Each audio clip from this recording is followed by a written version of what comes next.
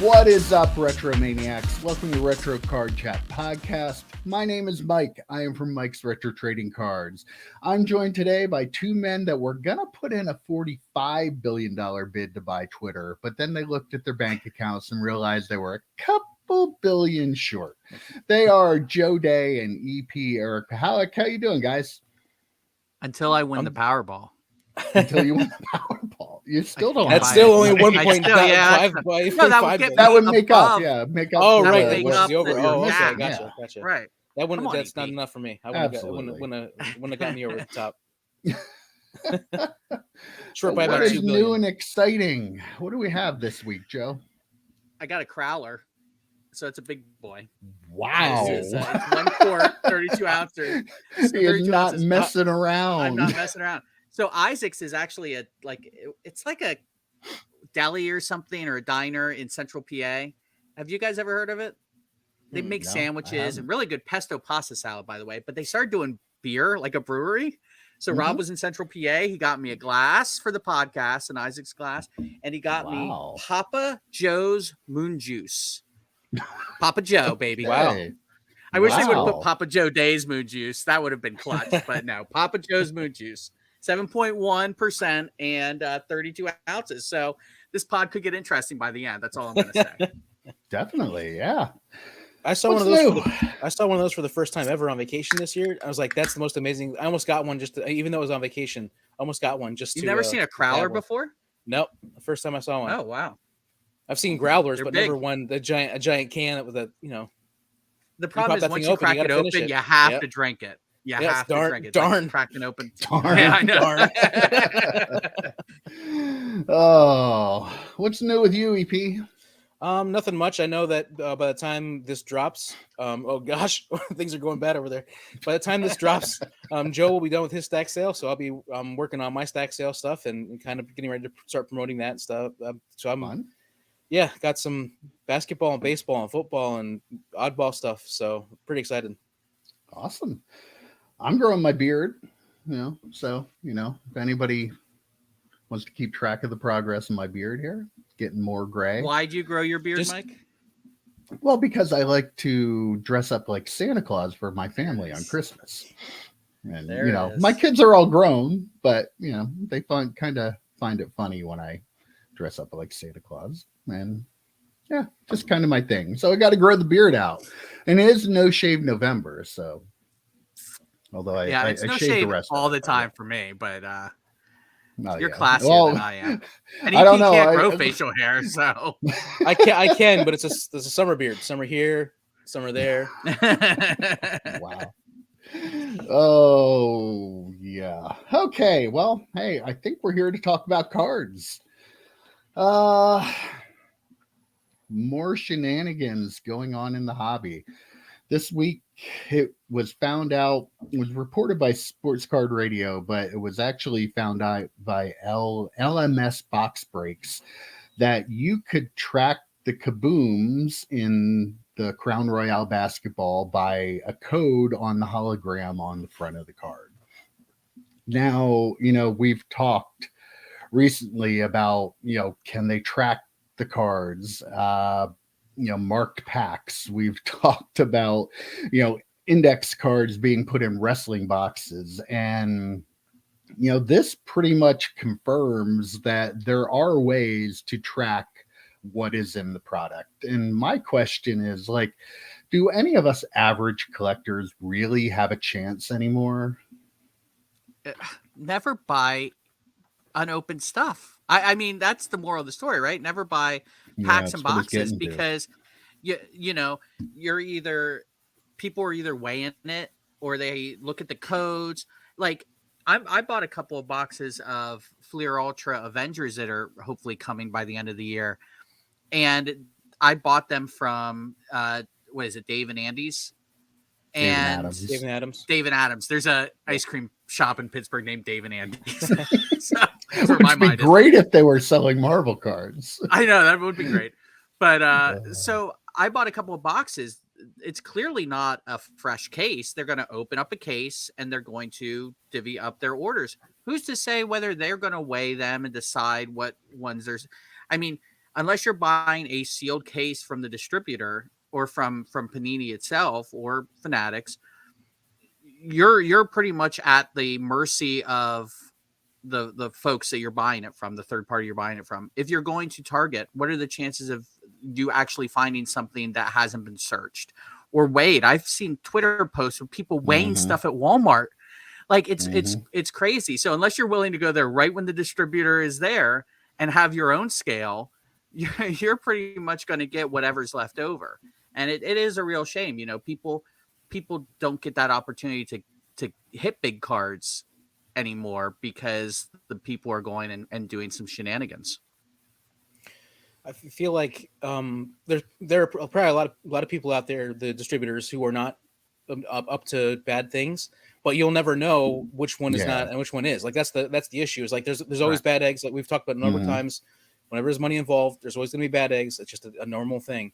One of the things that I saw one of the people on YouTube do, I can't remember the name, but when they do a break of a case, they will roll dice and then they will take the boxes out based on how the dice is rolled. Like, and these a live case break is pretty much the only way they're going to be able to. And you're like right a marker on the plastic or something. I know like Leighton does stuff like so that too. Like you almost have to do that at this point. I mean, because you have to physically see the people open up the case and then somehow figure out which one's which, and then that's the only way that they're going to be able to combat this. Like this is bad. Yeah, because I mean, people have been weighing the boxes for a while now, and apparently this isn't the first product too that the codes on the holograms have shown where the case hits are and stuff too. I mean, it's all kind of conjecture, but people have said, that kind of information has been shared in discourses and stuff, for a while now. And you have this info out there, people are sharing it. There are people that aren't aware of it that are being taken advantage of. It's just really, it's a bad look for the entire hobby. And let's be real, it starts with the manufacturers. I had this conversation with somebody yesterday and basically saying, well, bad people are going to do bad things, but the manufacturer is where this all starts. If you're putting a code on a hologram that has coincides with where the case hit is, that's really the manufacturer's fault. If you're back in the 90s, they used to put in all kinds of filler cards to like vary up weights of packs and boxes, and they don't do that anymore. They could easily like vary the weights of their boxes, but they're just not doing it. And like, again, you have to point your finger at the companies that are making the cards, because this is where all of this issue starts from. And we talk about a lot. We've talked about it a lot of times, on the pod and offline, about how it's just it's a loser's game to even open up hobby boxes and retail. We've seen Mike open up some good stuff. But I mean, that's assuming it's a bad bet anyway, and that's assuming that you actually have a fair shake at some of the big hits. If you take that part even out of it now, like your box that you're probably not making, if you make any money on from opening, it's even worse now if you don't have a shot of actually getting some of the bigger hits in the product. I mean, it's a fool's errand to try and open up retail or hobby, because you're putting in anywhere from $20 to $1,500, and you're getting about $100 back out of a $1,500 box of hobby, in value. Just go out and buy singles at this point. Like, that's the safest thing you can do as a collector. Yeah, definitely. At this point, just go out and buy singles, regardless of the whole value. Just looking at it from, what you're getting, you're not going to get screwed over. I feel like also like this has been something that's been for the longest time, is that when you're buying a box to open, you're buying for that experience. Obviously, you want to have that opportunity to have something that is going to have value. But I feel like right now the retail space is like, if you want to rip packs, buy a blaster box for $20 or $30 or whatever it is, or buy a mega box even for $60, you're gonna get a lot of. I mean, depending on the product, you're gonna get a lot of fun, cool stuff. You're not spending $1,500 or whatever for some of these boxes, but you're still gonna get that experience and some fun stuff, potentially some big stuff. I bought a a blaster and a mega box of Topps Chrome, and got some great stuff out of both of them. I spent a total of $80. That he will never put on eBay, folks. He will never actually list it. I mean, I get what you're saying, EP, but like part of the fun of that is the possibility of hitting a big card, right? If you take that away, you know, it just kind of makes you feel like you're being cheated. You know, like, yeah, I get it. It's fun to open up product, but one of the most fun things is to get a big hit and be really excited about it. And if people are searching stuff to take away that possibility for you, it lowers the fun, in my opinion. Yeah, you know, I was thinking about some of this stuff. I bought a lot of select wrestling this year, and my biggest hits were actually good one. That was the one that actually was good for you, right? Yeah. But my biggest hits were actually out of the product that I bought directly from like Walmart and Target. I did buy a couple lots on eBay, and like they weren't good. And I don't know if they were searched somehow, if they were weighed. They probably were.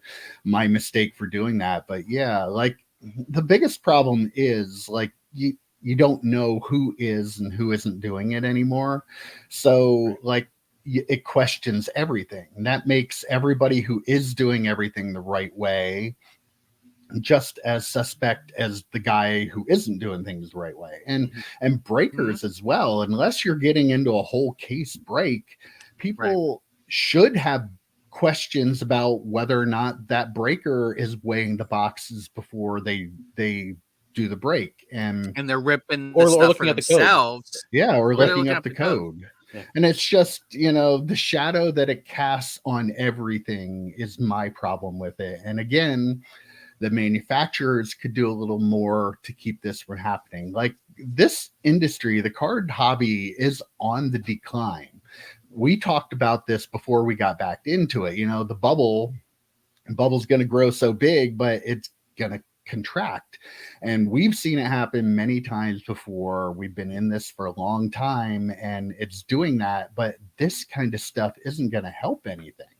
It's going to turn people away from, you know, wanting. Hopefully, it turns them to being smart buyers, and again, just buying singles of what they want, or getting involved in, you know, EP just talked about stack sales and things like that. You know, like stuff that can still make the hobby really, really fun.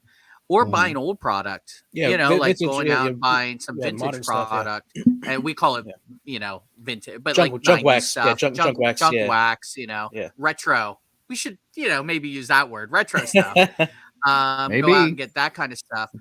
But even in that space, I get a little nervous. Like I was going to buy a few packs of, I forget which, it might have been Pacific Aurora. There were single packs from 2000, and I was going to open up a couple of them for the channel. And I thought to myself, no, someone clearly opened up that box, got the Brady's, and these are, you know, these are they're selling these packs.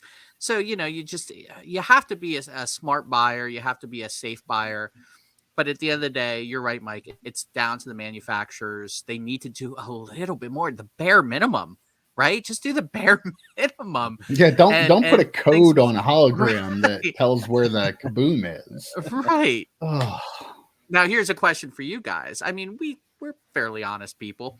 If you were at Target and they just restacked the Crown Royal or whatever they came out of, would you look? I would. I mean, that's what makes this so tough. It's like I would probably look if it was a fresh, you know, case of them that they just put out. And that's the thing too. People would. I think that if people knew what it was, and now it's a hobby product, so you wouldn't find it. But true. You know, just using it as an example, I like how if you knew that, okay, this is on it because everybody knows it now. How do you not look? Like, I don't believe that most people wouldn't look. And you're taking people that would be honest people that don't want to rip anybody else off, and like they're gonna go, yeah, you're turning them into this one. Yeah, I mean, it's obviously different because you're buying a product at retail like that, but still, like again, just the fact that you can even do it is absurd to me. Now the difference is I wouldn't go and weigh things. I think that's beyond the pale. Yeah, I wouldn't walk up with my scale at I think it's Walmart and start weighing same thing. Same thing. Would you not look at a code? I don't know what I actually don't even know what the code is. I didn't. Well, I don't either, nor do I want to know. I would need to. Right. I would need to take the effort. I would need to take the effort to know what the code is and then try to do it. Mm-hmm. Usually, when I go in for retail, I'll just look and see if they have anything cool, and I'll just pick up one or two of them. But so let's say there's like a Topps baseball box, and they have like different players on the front of the box or something, and player A is known to have the good hits, and you'd always get player A. Always get player exactly. A. Yeah. So, right. Yeah. It's kind of like the same for some thing. reason for me it feels different if it's like taking a scale in and way. I don't know why. Yeah. It just in my mind it feels different. Like I'm at that point I'm actively searching it out. If I just happen to be in there and that code is common knowledge, it's hard not to do that. I mean, now if one, I think there is a little bit of a difference. One weighs so much more than the other. Yeah. Yeah, like there's a difference between just knowing that box has something in it and searching it to find out if it does, in my opinion. Yeah, I agree. But it's a shame because there are people out there that just want to, like EP said, just want to have a good time and rip some stuff and maybe have the chance of getting something big. And that chance maybe has been taken away because of poor shoddy manufacturing, not doing even the bare minimum, and people taking advantage of that. I mean, I'm going to get those 2 boxes of Fleer Ultra. I'm not going to weigh them, but if I open up one of them and I'm going to open it up for the channel, if I open up one of them and I get like a case hit, I'm like, maybe I'll just sell the other one at a profit because they've been going up since I pre-ordered. I mean, I what are the odds of me getting 2 case hits or whatever in the other one? So it's just, it turns good people into people who would also try and game the system because everyone else is doing it. Why should I be the one that's getting screwed over? I want to just go back on one of your points, Joe. When you were saying about the 4 packs of Aurora, I feel that way anytime anybody's selling like 4 packs of anything from those kinds of boxes. Like I just like my the red flag goes up and I say, you know what, this person pulled X, Y, or X card or whatever. So I think it's good advice. Right. Good advice to a lot of people. Like if you see random packs being sold, like 1 pack of like 2,000 something, somebody already got the Brady out of that, and they're just trying to sell what they have left. I mean, it's not the same, but it kind of is. It's like we've talked about this before, Mike, when we would look at cards that Alico 3 was selling raw on eBay. And he sends so much stuff to get graded that you're like, how good is that card really? I mean, it must be like a 6 or a 7 at best if Nolan is not sending that in to get graded. And that's kind of the same feel. Like something isn't quite right here. I'm going to avoid that situation. Again, Nolan's a great guy. Alico 3 is an awesome channel, but he grades so much. It's hard to envision him not grading a Tom Brady rookie card, so there must be something. And he usually lists some of those issues, but still I'm like, I'm good. I will let someone else buy that one. And I wanted to bring up too, like, imagine if you're a breaker and you're going to break Crown Royale basketball. Like now you're put in this really weird position. Like, I don't even know how you go about handling that. Like, it's just like, you can't break boxes anymore. I guess you have to do a case. You have to do a case. Not everybody does a case. So I don't know. Do you just sell, do you sell off the boxes? But then if you don't have the right code, nobody's going to buy the box. You're going to find people on eBay. I'm sure they probably are already selling ones that have the code on it for more money. Like, it's just, yeah, that's actually a really good point. I didn't even think about that. I mean, I always thought about the negative part of it. It's going to have the kaboom, but the real mystery is which one is it? Is it the big star or is it, Yeah, that's a really, really good point. In terms of the breakers too, because people are going to assume they're just trying to scam regardless of what they do. They could just innocently be rolling dice, like you said, EP. Right. Oh, they must have done some funny camera stuff. That's the box that didn't have it. Or, oh, that must be their buddy signed into this break, so now they got the kaboom box or whatever. And no one's going to buy it. You cannot buy that anymore. At that point, that product is done to me. If I was someone who was buying basketball cards, that product is done. I'm out because you're going to get hosed or you're going to get overcharged for a box that does have a kaboom because people know the code. Yeah, somebody on Twitter asked yesterday if anybody was buying any. I said only if I can buy a case then maybe I would. But the case is totally out of most people's price range. It's definitely out of my price range. And I think as a breaker, if I was a breaker, like I wouldn't just have that product. Like we're not breaking this product because of this whole situation. Just it's done. It's gonna whatever.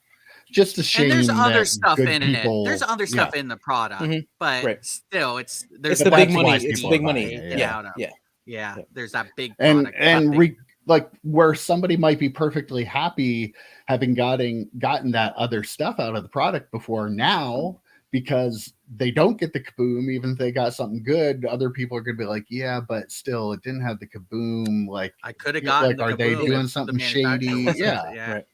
I mean, one cool thing is like a couple months down the road, like the non kaboom boxes are going to be super cheap, right? So we'll get them way less. So maybe it would be a good thing for collectors. I mean, we love Crown Royale, right? Like we love that as a product. So I mean, to get some cheap, way lower than the retail. If it was football, maybe I would. That you still have autographs in it. You still have memorabilia. You still have those rookie cards. I mean, maybe it is an opportunity for someone who's actually just looking to collect and have fun with opening with no expectations. You go in it with no expectations of getting a kaboom, and you'll be okay.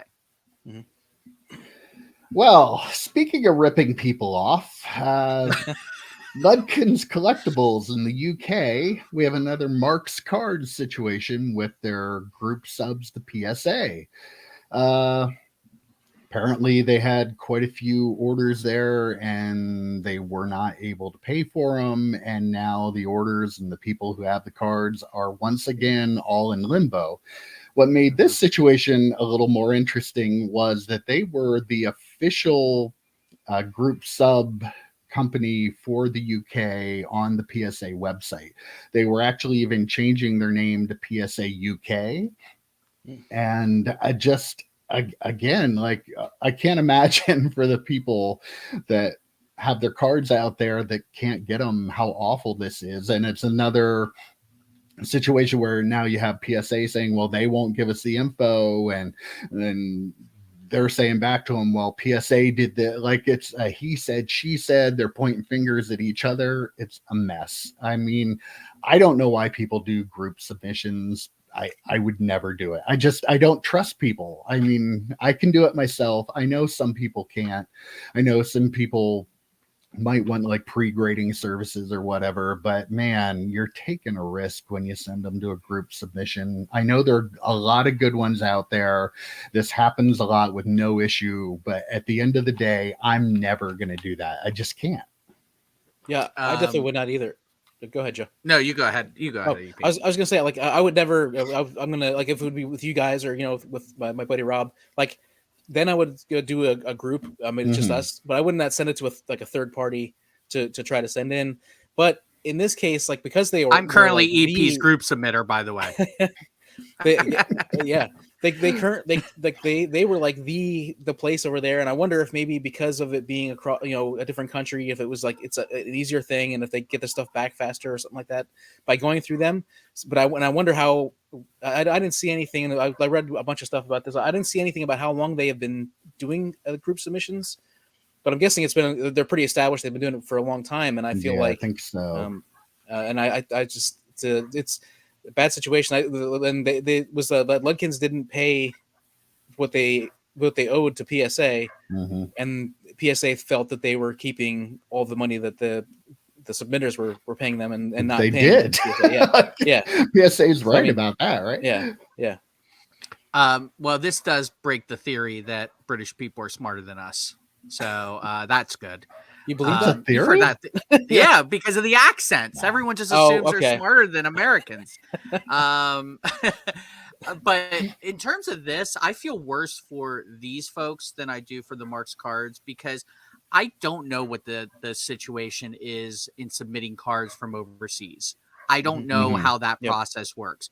We know how expensive, and I am guessing that this company had a great shipping deal because they were sending so much stuff that instead of, the 40 or 50 or whatever dollars to ship one card over because of customs and all of that, this made way, way more sense. I'm with you, Mike. I would never, ever use a group submitter because in my mind, I can judge my cards just as well as a third party, and I can go through the process of getting them ready, filling out the paperwork, and sending them out just as good as a group submitter.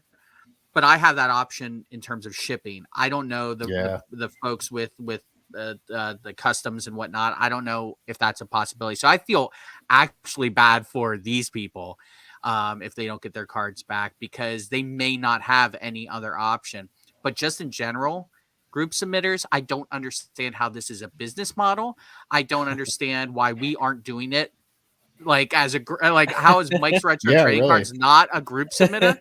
Right? Yeah, I know. Because we've had some pretty good success at submitting cards to the grading companies. Hell, I mean, let's start up right now. Let's make an announcement. We're going to be a group submitter with PSA. Joe went from never grading with PSA again to being a group submitter. I just want to point that out. It's fine. Did you guys see anything about volume, like how many cards they send, like how many cards that like they were sending back and forth, or how many cards are stuck there? I didn't see that anywhere. I'm guessing it's a lot, though. It wasn't a PSA's announcement, but it's got to be a lot if they were calling themselves PSA UK or UK's PSA or whatever. Right. Like, it had to be a lot. I'm curious in terms of, like, would it make sense for PSA to have a presence outside of the United States, right? I mean, I'm wondering how many people. Crystal is in. Where's he in now? Sweden or Finland or Netherlands or something? Netherlands. Yeah, he's across the pond, right? I'm wondering, like, he talks that there's not as big of a card presence, but I'm wondering what that situation would look like if PSA had some sort of international office. In Europe. Funny that you bring that up, because actually in Ludkins' response to PSA, one of the things that their owner mentioned in there was that they thought they were under the impression from speaking with PSA that PSA was going to take over their business. And he apparently wasn't. He said he wasn't going to be financially compensated for it, but he was going to have some kind of a position within the company.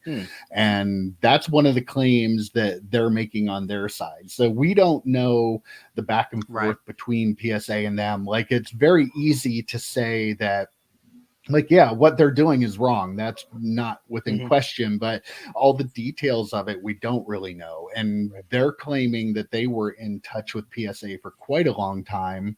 One of the things they brought up was PSA offered them a $16 rate, a little bit lower rate going forward, so they could get stuff out. And then, like, days later, offered the $18 special for the National, which killed their chance to get any more business. So, and one of the things I wanted to talk about was, like, the shutdown from PSA, I guess, is what the owner of this company is saying did them in. And I think there's a lot of validity to that.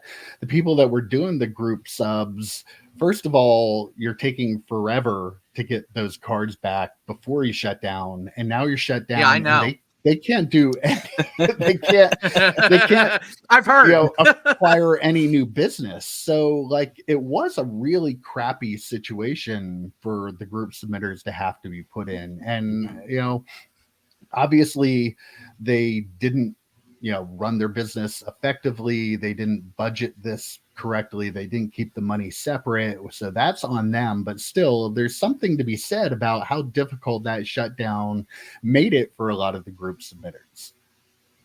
Like all of them, probably, right? Yeah. If that's your source of income. I mean, if that's what you do and that's all you do, I mean, yeah, obviously it's got to be tough. I was wondering this too, as you were talking about this, Mike. Like, what happens if you send a card in?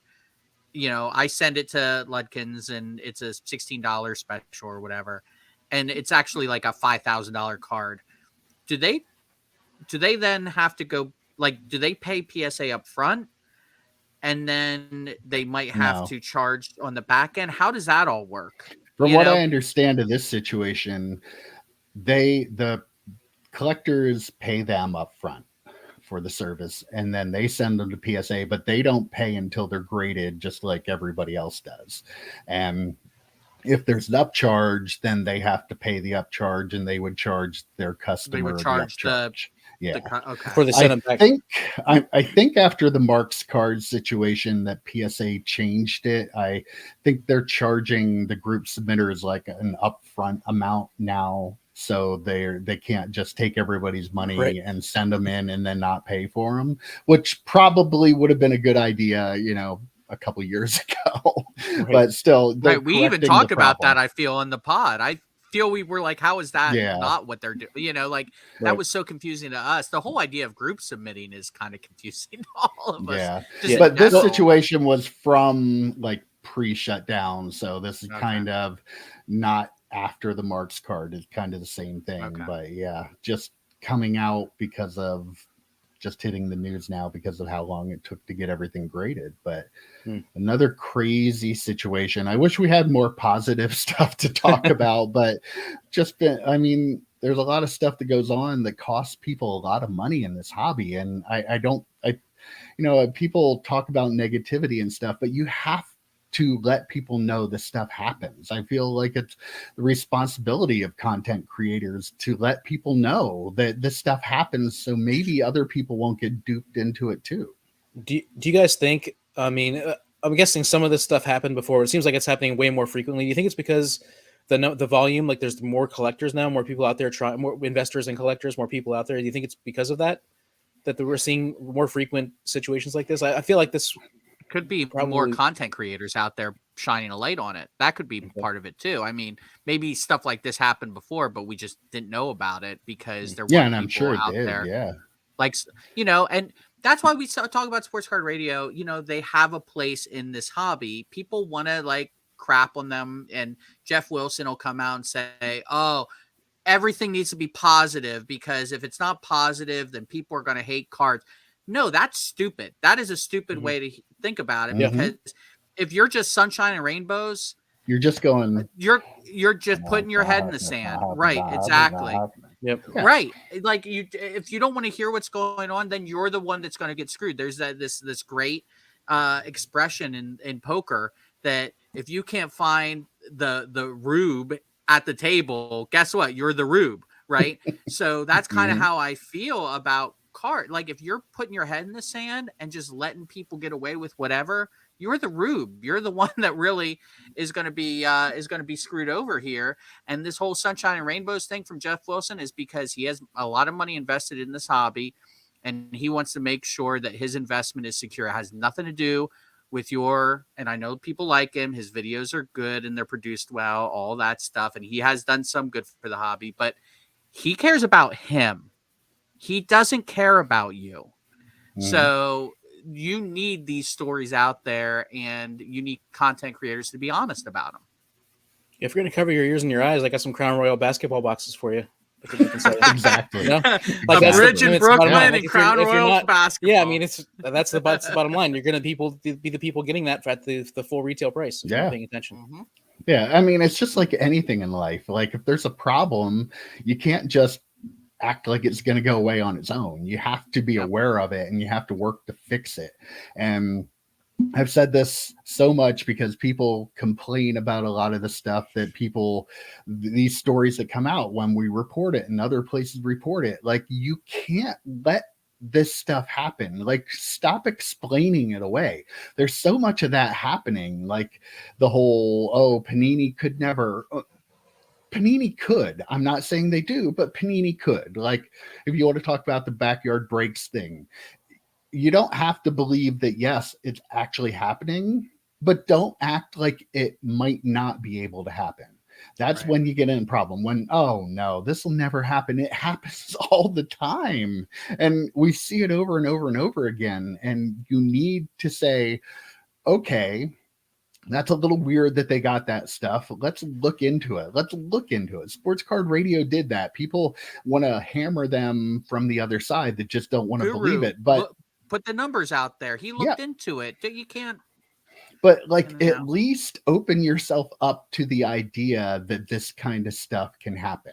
That's all I'm saying to people. Like, you have to be aware. In this world, everything in the world People are out there trying to scam you. You get the phone calls all the time. You get the emails all the time. You get scammed at the grocery store based on where they position stuff on the shelves. Like that's Exactly. or remember back in the day, you may already be a winner. Publishers Clearinghouse, here, buying all this stuff. My wife still thinks she's gonna win that. Oh, don't drag Amy like that. Come on. But you want to talk about a good balance. I mean, we love Dustin, sports card dad. Like, he has a good balance of being able to be positive about the hobby, but also realistic. Like, if you watch his videos, if stuff like this comes out, he will talk about it. Like, we need more of that. Like, I'm fine with positive posts. I mean, obviously we want to see positive posts, but when a story like this happens, it needs to be talked about. And maybe Sports Card Radio is a little bit too negative, but if everyone's going to be sunshine and rainbows, it balances out. Exactly. Exactly. Well, looking for some good news, PSA announced a special price for November, $15 for modern cards from 1996 to present, a minimum of 10 in the order, declared value of 200 and 120 calendar days. I find it quite interesting that Joe is so excited about that up there. So I'll throw it to you. Give us your thoughts, Mr. PSA up there. Okay, I got 5 cards already. I need to find 5 more to send. I will never send cards to PSA again. Just play the clip. Joe Day. I've got to. It's so cheap. It's so cheap. It is. It's so cheap. Here's my problem. So if it was certain card, I'd send them to SGC over PSA if I wanted them accurately graded. I have some cards that would look better in a PSA slot. I've said this before. So I don't feel like this is me, changing history or anything. I've said there are cards that look better in clear slabs. So chances are I'm still going to send those cards to CSG or CGC, and I'm not sending them to PSA because the viewers would be upset with me. So I can't do that. I mean, it's a good deal. If people have cards that are not worth over $200 and they want to get them graded, I would do it. Absolutely. I also feel like you have a lot of those. Yeah, the $200 to me though also shouldn't be a barrier at this point. Like, you're just going to get upcharged, right? Like, they're not going to send it back, say, "Oh, this is not." We're just going to upcharge you, and then you should be happy that your card is worth more than you thought it was going to be anyway. Well, you're going to be upcharged with the same amount of time. That's for me. That's the difference. I mean, if I know my card's worth more than the 200, then you shouldn't send it because you're going to spend 120 days versus, you know what I'm saying? Sure, but for somebody like me, I've only sent in those 3 cards, so I don't feel like I'm super confident in my grading yet. So I feel like $15 is a good. They've kind of taken the barrier away, and now I can send in these cards and say, and figure out where I am as far as my grading is concerned, and so I'm very happy about that. And the 120 days. Yeah, that's a long time. It's 4 months. Like, sure, but I waited a lot of months. Exactly. Yeah, some people wait a lot longer. And for my stuff, like Kobe Bryant rookie cards, there's not really going to be a huge spike or decrease in their value. They'll probably go up a little bit in value from now until then, just because that's kind of how the Brady rookies could go up in value between now and then. He's going to probably retire after this year, is my guess, and he'll get that retirement bump. I mean, that might be perfect timing for you, EP, to send those press pass ones in that you have. I mean, there are instances where it just absolutely makes sense. I think you have those type of cards in your collection that absolutely makes sense to send at this level. Yep. So I've been talking all along about the price dropping, and I hate to pat myself on the back, but I've been right. Yeah. First off, you don't hate to pat yourself on the back. Yeah. You absolutely love it. You should do it online. Now you need to do it text. I've never seen someone pat themselves on the back more in different mediums. Now you need a clip of you every time you pat yourself on the back on the podcast. I don't recall that ever happening before, but I've been telling people all along the price is going to continue to drop. It's continuing to drop. I'm not some kind of wizard here. A lot of people know that. I understand that. Although there were people that said it wasn't going to be less than $20, $25, before they reopened. I remember seeing that a lot. And a lot of those people are acting now like they were saying all along that it was going to be cheaper, like those of us that actually knew it would be. But my question is, do you like they did the $18 special for the National, and then shortly after that they dropped the price to 18. Now they're running $15 specials. Do you think this is the precursor to a price drop overall to 15? Absolutely. It's a test, right? It's a test to see if absolutely. They can handle it. I mean, For they sure. they have been like the whole point is that they're probably petrified about having to shut down again. So they don't want to have that happen, but this is just a test, and they're sure they're going to get swamped with cards, but they're going to see if they can handle it. That's my opinion. I'm interested to see what kind of cards they get. And I haven't been as prolific as Mike at saying they're going to come down, though I jokingly say it's like the broken clock is right twice a day. Mike's been saying for like 5 years it's going to go down. So it feels like 5 years. It feels like 5 years. This whole pandemic or the pandy, all this stuff, it just feels everything feels a little longer. But, I've been saying too that the value is always going to be a bit lower. Like it's $199. It was $199 when it was an $18. For the National, they started at $199, then they got a lot of pushback and they raised it.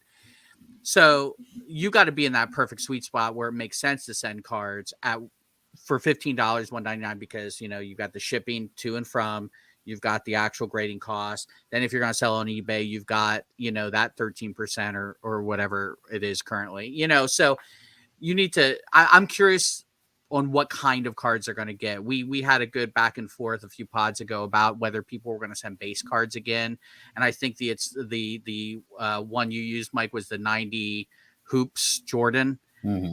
I think 90 Hoops Jordan type of stuff is going to be sent in again at this level, and it'll be interesting to see if that creates another backlog, which I've also said PSA wants a backlog because that just means more money in their pockets.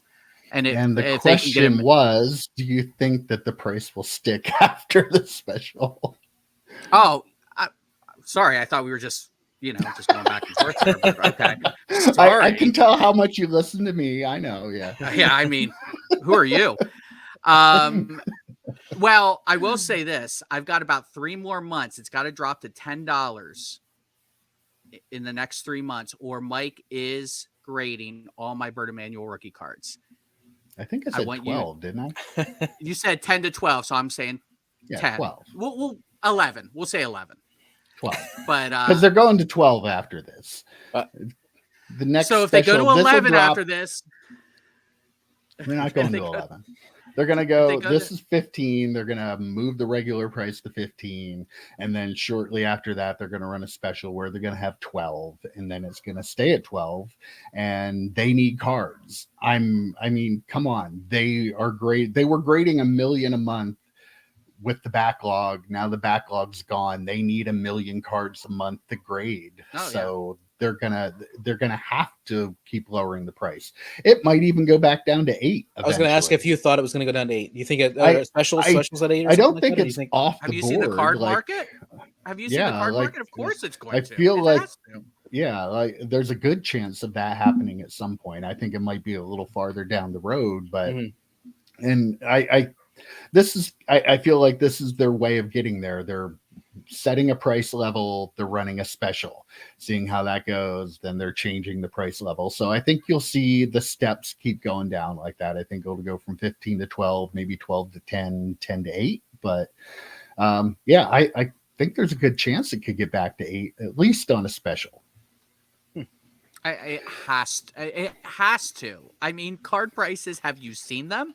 Like, yeah, you can't be charging that much for grading and expect people to send a lot in if they're not going to get it back. Like, there's a difference between opening up boxes and having fun with that and maybe getting something big. That could be collecting or investing. When you send cards to PSA, you expect to get a certain value from them. And as card prices, especially when you're talking 3 months in the future, you're not getting these cards back, you have to suspect that they're going to go down in value in that next 3 months. I mean, that's just how the card market has gone. So when you're sending in $15 cards, the only thing I worry about is them having this $15 special. And what happened to me, they have this $15 special, people sending cards, and then in the middle of the $15 special, they go, oh, we're lowering it to $12. Really? Are you now? Like that would be ridiculous. And that's what they did to me. My cards were in there at $20, I believe. And I'm still waiting for them back. And they're like, hey, everyone, you can get your cards even quicker than Joe Day got his and pay less. How awesome would that be? I mean, that's the problem I have. They need to be way more consistent on just overall like customer satisfaction, because they really, really have been pushing the limit on that. Yeah.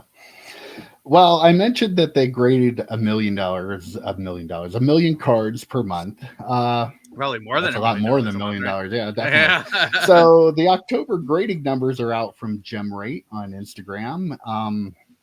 PSA graded 1.047 million for October, 3% decrease for them. CSG and CGC did a combined 135,000, which was up 49%. 36,000 on the sports cards and 99,000 on the gaming and non-sport cards. That's up 51 and 48% on both of those. SGC was up to 81,000, up 17%, and Beckett 52,000, down 18%. I know, Joe, you've been waiting for these numbers to come out. I'll let you have the floor. I'm more interested to see Beckett a month from now, because they just opened up the new pricing, and we'll see. I think Beckett is going to be that thing where if you start grading back in the late 90s, you're going to stick with Beckett. I think they're going to have a solid base for a while. It's nice to see SGC up, but still way behind the next two, right? I mean, they're doing a good business. I don't think they've expanded too terribly much, so I'm guessing the overhead is nowhere near what the other companies are, and I'm sure they are. Peter and those folks at SGC are making good money. The one that interests me the most is the plus 48% from CGC. And grading comic book cards. That is awesome. I am really excited to see that. I've seen some reviews, some grading reviews, from folks getting those, and they look great. They look great in the slab. If I was PCing comic book cards that I would want to match up with a like a Green Lantern card with my Green Lantern, comic book and things like that, I think that's the place to go. And I said that months ago who knows how long it actually was. Like I said, the pandy and we don't know the how time works anymore. But like I did mention a few pods ago that is the place to go if you're looking at a PC comic book card. So it's nice to see them up so much. And I'm wondering I'd love to see, like the breakdown of PSA if they've gone down in the comic book card grading. I think the estimate is they do about 30% of trading card game and non-sport. It's hard to tell because the trading card game and the non-sport is thrown in together. Right. And Pokemon is so huge. Yeah, but I mean, even if you look at that numbers, you're going to say that PSA is probably grading around 300,000 trading card games and non-sports, and now you have CGC up to almost 100,000. So they're at like a third of that in that market, whereas, they're grading 36,000 compared to PSA's 700,000 in sports cards. So I think that change is definitely helping them, and it's great to see them doing so well in that category. Yeah, the numbers that really stood out to me is I like the PSA's kind of coming down a little bit, but it seems like I can't remember what they were last time we did this, but I want to say it was probably more than minus 3%. So I wonder if they're kind of evening out, getting to that stasis level. But then also to see CSG up so much and CGC up so much and SGC up so much, and kind of like getting that parity, getting that trying to get to that point where we have more competition in that field. I think that's important, and I'm excited. These numbers are exciting to me. Like I realize that PSA is still so much farther above everybody else. No, yeah, and they're definitely they're going to be absolutely. Yep. They're a bigger company. They're grading more cards, but I think the one detail that this really shows is grading is price sensitive to the consumer, because CSG was running a special, which they've actually gone back to that price, the $12 bulk price and the $20 price on the regular service. SGC dropped their price partway through the month. PSA's number, their price is down. So definitely that the lowering is getting people to grade more cards, and I'm glad to see that, and really hope that it continues. That does give me hope that the grading prices will be like $12. I think is more than fair in 2022 to grade a card. Yep. We talked about the $8. PSA might get there. That'd be great, and they'll get a ton of cards. But I think any of the companies that can get in that $12 range are doing a great job. SGC is a little different monster because their turnaround time is so quick that you're paying a little bit of premium for that. Yeah, right. So I mean, but it looks like these numbers look like they may have found their niche, like that. Okay, we can be a little higher, but if we're turning these cards over really fast, people are still getting literally less than a week. Yep. Less than a week, they're doing $30 cards less than a week. That's crazy. That is absolutely crazy. So if you have time sensitive cards that you really want to get on the market quick, SGC for me is the way to go. Spend the extra couple of bucks, but then you get them out on the market quicker, and they're not going to sell as much. That's the big elephant in the room. Still, the numbers are great. Everyone's up. Beckett, I think, will be up next month. That's my prediction. Yeah, that'll be interesting to see too. Yep.